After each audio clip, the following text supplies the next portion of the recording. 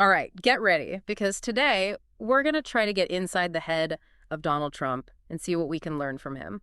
That's interesting. And we're using his book, How to Get Rich, to do it, which I think is appropriate. Yeah, I mean, he's definitely got a lot of experience to draw on. I Definitely. mean, he's had some pretty impressive successes. And some pretty spectacular failures, too. Yeah, true. I mean, he's definitely not afraid to take risks.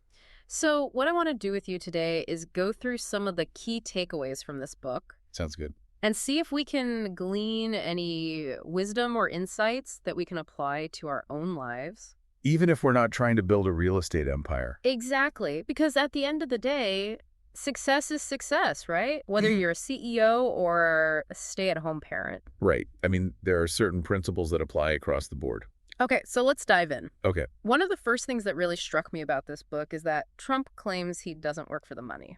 Yeah, that's a recurring theme throughout the book. He says he works for the thrill of the deal, which is kind of surprising, right? It is because his public image is so tied to wealth and extravagance. Right, but he actually compares deal-making to art, like composing music or writing poetry. He sees it as a creative process, which is an interesting way to look at it. It is. It makes you think about what really motivates people. Because if it's not just about the money, then what is it? What gets you out of bed in the morning? What drives your ambition? I think that's a question everyone should ask themselves. Absolutely, because if you're not passionate about what you're doing, it's going to be hard to sustain that drive over the long haul. For sure. I mean, you have to find something that truly excites you, that you're willing to put in the time and effort for. Now, another thing Trump emphasizes in this book is the importance of building a strong team. And he has a very specific way of going about it. He's obsessed with hiring the best people, and I think his definition of best might surprise some people. He prioritizes attitude and drive over experience in some cases. Remember that story he tells about the fake deadline? Oh, yeah, where he tests a new employee's speed by saying he needs a task done in 15 minutes because he's leaving, even though he's not going anywhere. Right, it's like a little test to see how they react under pressure.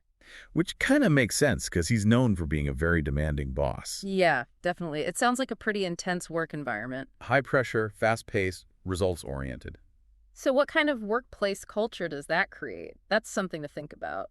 It would definitely attract a certain type of personality, someone who thrives on that energy. And speaking of pressure, we can't forget that even Trump has faced major setbacks in his career. Yeah, his near bankruptcy in the early 90s is a pretty stark contrast to the billionaire image we have of him now. He actually describes walking 15 blocks in pouring rain to meet with the bankers who were deciding his fate.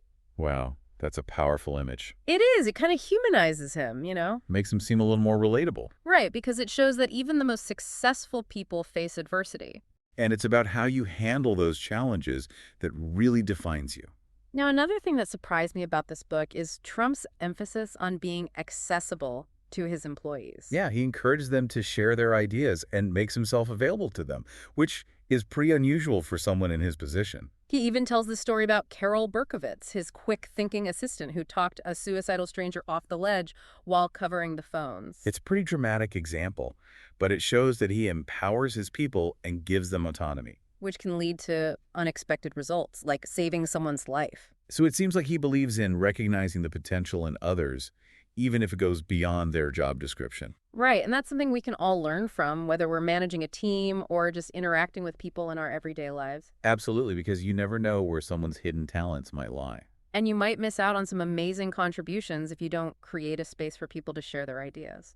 Speaking of unexpected contributions, I think we have to talk about Jason Greenblatt and his unfortunate timing. Oh yeah, this is a classic Trump story. So Trump's having what he calls the worst day ever, and in walks Jason, who's a lawyer for the Trump Organization, asking for a raise. Talk about bad timing. Right. You can practically feel the tension in the room. Oh, absolutely. You just know it's not going to end well. And of course, Jason doesn't get his raise that day. But it's a great lesson for all of us about the importance of timing. Right. It's not just about what you say, but when you say it. Because context is everything. And sometimes you just have to wait for the right moment. I think we've all been there, where we've said the wrong thing at the wrong time. Or miss an opportunity because we weren't paying attention to the situation. So it's a good reminder to be mindful of the timing of our requests and our interactions with others. Now let's shift gears a bit and talk about something Trump's arguably a master of building his personal brand. He's very strategic about it. He even compares himself to iconic brands like Chanel Number 5, which seems a little strange at first. Yeah, it's not the most obvious comparison. But if you think about it, Chanel has this reputation for luxury, exclusivity, and a very specific aesthetic.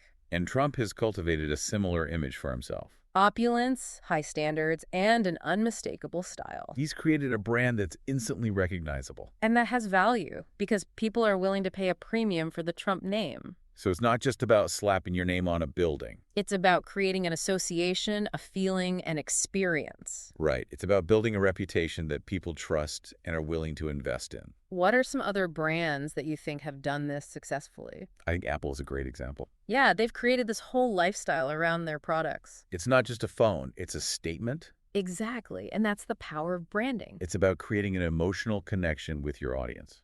So what can we learn from this? How can we apply this to our own lives? I think it's about identifying our unique strengths and values and figuring out how to communicate those to the world. Right, it's about building a personal brand that represents who we are and what we stand for. And that can be applied to anything, whether you're looking for a job, starting a business, or just trying to make a good impression.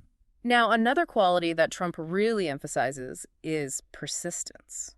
He believes that it's essential for achieving success. He tells this story about Norma Forderer, an assistant who initially didn't impress him. He thought she was too prim and proper to fit in with his fast-paced world. But she was determined to prove him wrong. She even offered to work for a low salary for a month as to show him what she could do. And guess what? She ended up becoming one of his most valuable employees. It just goes to show that you should never underestimate the power of persistence. Right, because sometimes all it takes is that extra effort to overcome initial doubts. And as Trump says, some things are worth waiting for. Absolutely. I mean, think about the things you're most passionate about in your own life. The things you're willing to fight for, to put in the time and effort for. Those are the things that are worth being persistent about. So, what are you willing to be persistent about? What dreams or goals are you not giving up on? It's a great question to ask yourself because it really gets to the heart of what matters most to you. Now, something else that really stood out to me in this book is Trump's emphasis on continuous learning. He believes that it's crucial for staying ahead of the curve. He even tells a story about Aldous Huxley, the writer who continued his studies even after going nearly blind. It's a pretty inspiring example of the power of the human spirit. Right, and it shows that learning isn't just for school, it's a lifelong endeavor. Trump believes that staying curious and informed is essential for anyone who wants to be successful. He even encourages us to learn something new every day, even if it's outside our comfort zones. I love that because it's so easy to get complacent once you reach a certain level of success. But the world is constantly changing, and we have to be willing to adapt and grow if we want to stay ahead. So are you challenging yourself enough? Are you learning new things and expanding your knowledge base? Or are you stuck in a rut, doing the same things over and over again? It's a good question to ask ourselves because if we're not growing, we're stagnating. And nobody wants that. All right, let's move on to an area where Trump's considered a true pro, the art of negotiation. He's definitely written the book on it, literally. And what's interesting is that he sees negotiation as persuasion, not a power struggle. He believes that true power lies in convincing others to see your point of view, not in forcing them to do something they don't want to do. And he has some pretty interesting tactics for doing that. Like using humor to break the ice, understanding your opponent's motivations, and being willing to walk away if the deal isn't right. He also stresses the importance of preparation and research. You have to know your stuff, know your opponent, know what you want to achieve. Right, because knowledge is power in a negotiation. Absolutely. The more you know, the better equipped you are to make a good deal. So think about a recent negotiation you were part of. Maybe it was at work or with a family member or even just buying a car. How could you have applied some of these principles to achieve a better outcome? Could you have been more prepared, more persuasive, more willing to compromise? It's worth thinking about because negotiation is a skill that's valuable in all aspects of life. Now, to illustrate Trump's approach to negotiation, let's talk about his acquisition of 40 Wall Street.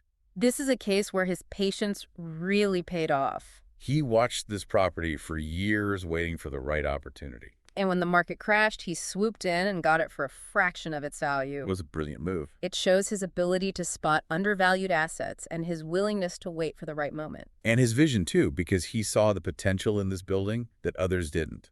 So what's the lesson here? Patience, timing, vision, and a bit of luck. And a willingness to take a calculated risk. Absolutely, because sometimes the biggest rewards come from taking a chance. Now, here's a negotiation tip that might seem counterintuitive. Oh, I'm intrigued. Trump believes in holding back some information during the negotiation process. Really?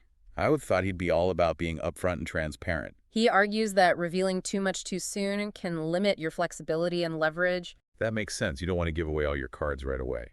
Right, it's about gathering information from the other side and adapting your approach as needed. So it's a more strategic approach to negotiation. Exactly. It's about being thoughtful and deliberate, not just reacting emotionally. Which is easier said than done, especially when the stakes are high. But that's where practice comes in. The more you negotiate, the better you'll get at reading the situation and adapting your strategy. Now, to illustrate the importance of knowing when to walk away from a deal, let's look at Trump's experience with the Commodore Hotel, which he transformed into the Grand Hyatt. That was a huge project for him. And he faced opposition from everyone, the city, the railroads, even potential partners. But he didn't give up. He fought for his vision and ultimately created one of the most iconic hotels in New York City. It's a great example of his determination and his ability to overcome obstacles. So what's the takeaway for us? I think it's about believing in yourself and your vision, even when others doubt you. And being willing to walk away if the terms aren't right. Because sometimes that's the only way to get what you deserve. Right. It's about knowing your worth and not settling for less. And it's about having the courage to stand up for what you believe in. Now, this next topic isn't easy to talk about, but it's something we all have to deal with at some point. What's that? Betrayal and disloyalty. Oh, yeah. Those are tough ones. Trump shares a story about an investment he made in a Broadway show that went sour because of shady dealings by the producers. It's a reminder that even in business, things can get personal. And that you have to be cheerful who you trust. Absolutely, because not everyone has your best interest at heart. So how do you deal with betrayal? That's a tough question, because it can really shake your faith in people. It can make you want to withdraw and not trust anyone. But I think it's important to remember that not everyone is like that. Right. There are still good people out there who are worthy of our trust. So it's about finding a way to move forward without becoming cynical or jaded. And learning from the experience so you can make better choices in the future. And finally, before we wrap up this part of our deep dive, let's talk about something Trump clearly values. What's that? The importance of mentorship and legacy. He credits his upbringing and his parents' lessons about work ethic and financial responsibility for his success. He also stresses the importance of passing those values on to his children. It suggests that legacy isn't just about money. It's about the principles and knowledge you pass down to the next generation. So think about your own mentors. The people who have had a positive impact on your life. What lessons did they teach you? And how are you shaping the lives of others? It's a powerful thought to end on. Because it makes us think about the bigger picture, beyond our own individual success. And that's what it's all about, right? Making a positive impact on the world. Absolutely. That's what gives our lives meaning and purpose. But there's so much more to unpack in this book. We've only just scratched the surface. We'll be back with more insights from How to Get Rich after a quick break. Okay, we're back and ready to keep going with How to Get Rich. You know, for someone who's built his image on extravagance, Trump actually gives some pretty down-to-earth advice on investing. Oh, really? Like what? Well, he basically says to keep it simple. Interesting. Stick with the big names, the established firms like Goldman Sachs or Merrill Lynch. Kind of places your grandparents might have used, right? Exactly. He even kind of makes fun of people who try to get rich quick with all these complicated schemes. Oh, I bet he does. He compares them to gamblers at his own casinos. Oh, ouch. It's actually kind of refreshing to hear that from him, you know? Yeah, it is. I mean, it makes sense though, right? Yeah. Sometimes the simplest solutions are the best. He even talks about how much he admires Warren Buffett's ability to explain complex stuff in a way anyone can understand. Buffett's definitely got that gift. Yeah, so it makes you think, are we overcomplicating things? Could we benefit from a more straightforward approach? Worth considering. Now, what about bureaucracy? I feel like that's something everyone deals with. Oh, absolutely. And Trump has a great story about that. Oh, let's hear it. It's about his friend, Wayne Newton, who was having some financial trouble with a bunch of banks. Oh, no. But instead of getting all bogged down in legal stuff, Yeah. Wayne took a more personal approach. Okay. He invited all the bankers and their families over for dinner. Wow, okay. Got to know them on a human level, built those relationships, and they were able to work out a deal that worked for everyone. So it's about going beyond the official channels, making those personal connections. Exactly, because sometimes that can be more effective than just following the rules. Makes sense. It also shows the power of going straight to the decision makers, cutting out the middlemen. Oh, absolutely. That's a classic Trump move. So have you ever been in a situation where that might have worked better? A more personal approach, I mean. Oh, for sure. All the time. Okay, let's shift back to Trump's own values for a minute, because he talks a lot about how his family influenced him. Makes sense. I mean, our upbringing shapes us all, right? Absolutely. And he describes his parents as being very frugal, down to earth. Huh, interesting. Big on hard work, education, earning your own way. So very different from the image he projects now. Right, but it gives you some context, a little glimpse into where he's coming from. For sure. It's those foundational beliefs, right? Mm-hmm. They stay with you. And it brings up a point about legacy. Oh, yeah. How you want to be remembered. It's not just about money, it's about the values you pass down. Makes you think about your own values, right? What are you leaving behind? Absolutely. Okay, let's circle back to negotiation for a sec. Okay. Because Trump's got a core philosophy that might surprise some people. I'm all ears. He says it's all about persuasion, not power. That's an interesting distinction. He believes real power is in getting people to see your side, not forcing them. Okay, yeah, I get that. And he's got all these tactics, like using humor, understanding the other person's motivation. Right, so it's about finding common ground. Exactly, and being willing to walk away if the deal isn't right.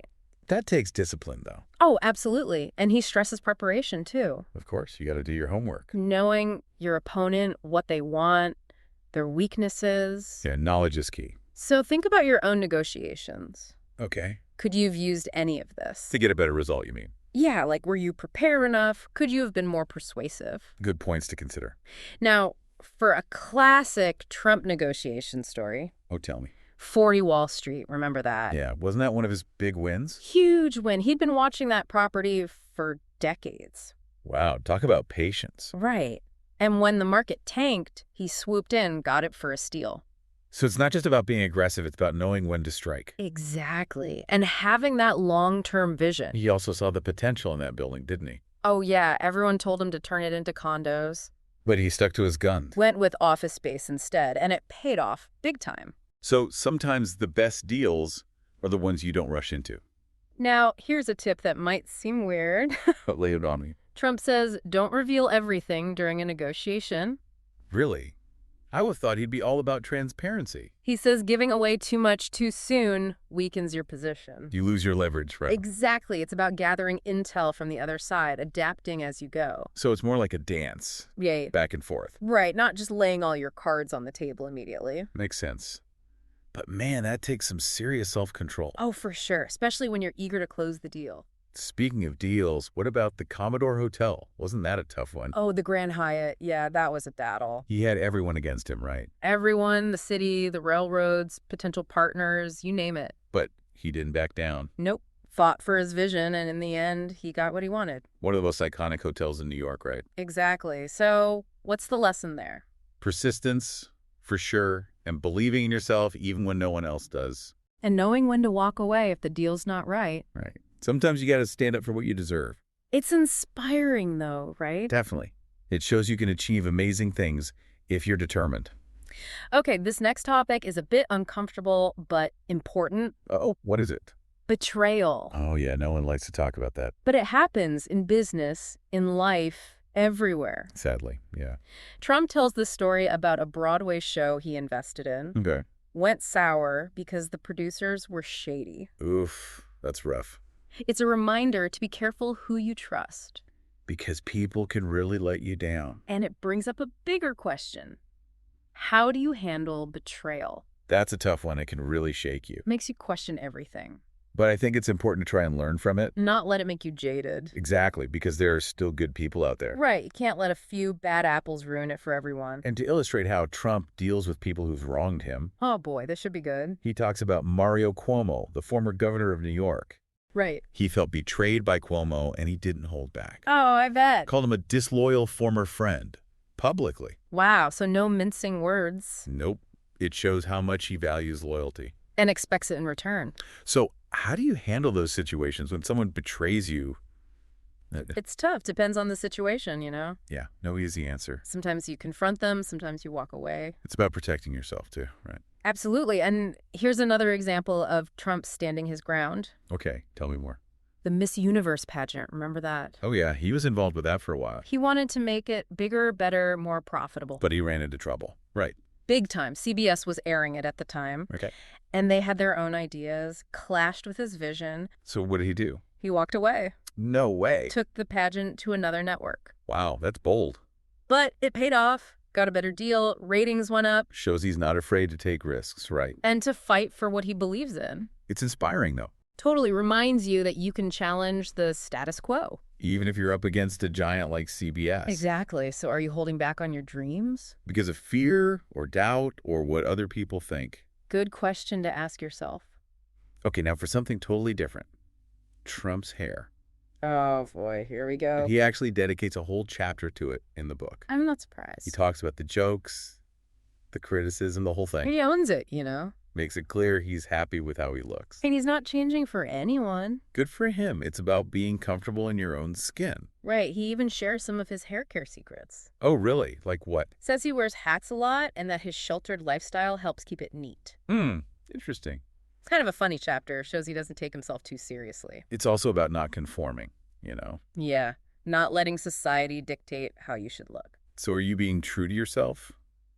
Or are you trying too hard to fit in? Good question, because ultimately happiness comes from being authentic. Absolutely. Now let's get a little peek into Trump's world, shall we? Okay, what do you have? He tells this story about his social circle in Palm Beach. Oh, this should be juicy. It's all about gossip, infidelity, drama, the usual. Among the rich and famous. Exactly. And Trump's right in the middle of it. Knowing all the secrets. It's a reminder that even at the top, people have problems. And make mistakes. And that gossip can be powerful, damaging even. It makes you think about your own circles, The people you trust. And what you do when you know something you maybe shouldn't. It's a tricky balance, being a good friend, but also doing the right thing. Okay, enough gossip. Let's talk about Melania. Yes, his girlfriend at the time. He describes her as exquisite, beautiful, and a great personality. So she's a grounding force in his life. It seems that way. He credits her with bringing stability. It's important to have that, right? Someone you can rely on. Especially when your life is as chaotic as his. Makes you think about your own relationships, Are they supportive? Do they bring out the best in you? Good questions to ask yourself. Now, Trump also talks about someone he admires. George Steinbrenner. The Yankees owner. The one and only. He was a legend. And Trump tells this story about how Steinbrenner went out of his way to help a friend. Even though he was super busy. Shows his loyalty, Yeah, true friendship is about being there for each other. No matter what. So are you that kind of friend? Are you there for the people you care about? Even when it's inconvenient. Because that's what really matters in the end. Okay, now let's get a glimpse into Trump's daily life. Buckle up. It's a whirlwind. He walks us through a typical week. Meetings, calls, interviews, travel. It never stops. Shows you the kind of energy it takes to be at that level. Constant hustle. And the importance of time management, right? Oh, absolutely. Got to be organized, efficient. So are you making the most of your time? Are you focused on the right things? Because we all have the same 24 hours. It's about using them wisely. Okay, let's talk The Apprentice. Ah, yes, the show that made him a household name. He was initially hesitant, Really? I'm surprised. He wasn't sure about doing reality TV. But Mark Burnett, the guy who created Survivor, pitched it to him. Okay. And Trump was intrigued by the idea of showing people what the business world is really like. The good, the bad, and the ugly. Exactly, and it was a genius move. Oh, absolutely. It launched him into a whole new stratosphere of fame. And solidified his image as a successful businessman. So it's about recognizing opportunities, even when they're unexpected. And being willing to step outside your comfort zone. Because you never know what might happen. Okay, so what did he actually want to teach people with The Apprentice? He wanted it to be realistic, It's about the skills you need to make it in business. Yeah. So he designed challenges that tested the contestants in different ways. Negotiation, creativity, problem-solving, leadership. And teamwork, communication, performing under pressure. It was about being entertaining and educational. So what are your strengths and weaknesses? What areas could you improve in? Because self-awareness is crucial for growth. And success, absolutely. Now, let's meet some of those apprentice contestants. Oh, yeah, some real characters in there. We'll dive into their backgrounds, their successes, their failures. What they learned, the whole thing. It's a reminder that there's no one path to success. And that diversity is valuable. What can we learn from people who are different from us? How can we work together, leverage each other's strengths? Because collaboration is key in so many areas of life. Now, this next topic is a bit sensitive, but I think it's important to address. Okay, what is it? The role of sex appeal in the workplace. Oh boy, that's a minefield. Trump actually talks about this in the book. Really? What does he say? He acknowledges that some of the women on The Apprentice use their looks to their advantage. Not surprising, I guess. He doesn't condemn them for it. But he also says it's not a long-term strategy. Exactly. It might work in the short term, but eventually you need substance. Skills, knowledge, a strong work ethic. It's a complex issue, though, right? Absolutely. It raises all sorts of questions about gender dynamics, the challenges women face. It's something we need to be mindful of, for sure. Okay, let's move on to the people behind the scenes at the Trump Organization. The ones who keep the machine running. Exactly. He highlights some of his key executives. People like George Ross, Carolyn Kepcher, Rona Graff, Alan Weisselberg.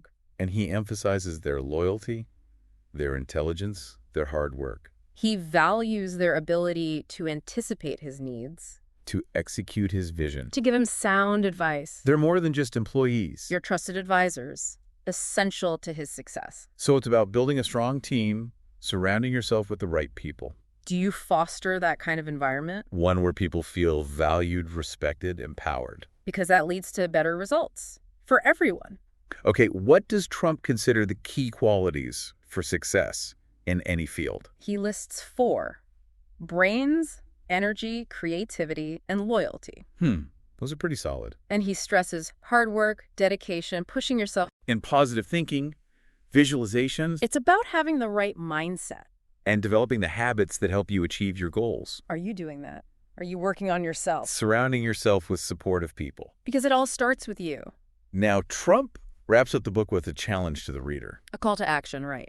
To apply his principles, to strive for success. To take ownership of your future. Because achieving wealth and fulfillment isn't passive. It takes effort, dedication, a willingness to take risks. And he ends with those famous words, "You're hired." Signifying that the journey has just begun. It's an invitation to step into the world and make your mark. To believe in yourself, to embrace your potential. To never give up on your dreams. It's about creating the life you want on your own terms. And that's a great place to wrap up our deep dive into how to get rich. I mean, we've been through a lot. We have, from those high-stakes deals to building a brand to putting together a team that can actually execute. We've seen how Trump bounces back from setbacks, how he believes in himself no matter what. And his drive for excellence, that's a constant theme. But now it's time to shift gears, bring it back to you listening. Out of everything we discussed, what really stuck with you? What ideas could you actually use in your own life? What did you learn from Trump's journey, even if you're not, trying to be a real estate tycoon? Because remember, this was just a starting point, a glimpse into his world. It sparked a conversation, but now it's your turn to keep exploring. What are you going to dig into further? What actions are you going to take? What does success mean to you? Those are the questions that really matter. Because the best lessons often come from our own experiences, So go out there, put what you've learned into practice. Make your own mark on the world, whatever that looks like for you. And that's a wrap on our deep dive into the mind of Donald Trump. Until next time, keep learning, keep growing, and keep chasing those dreams.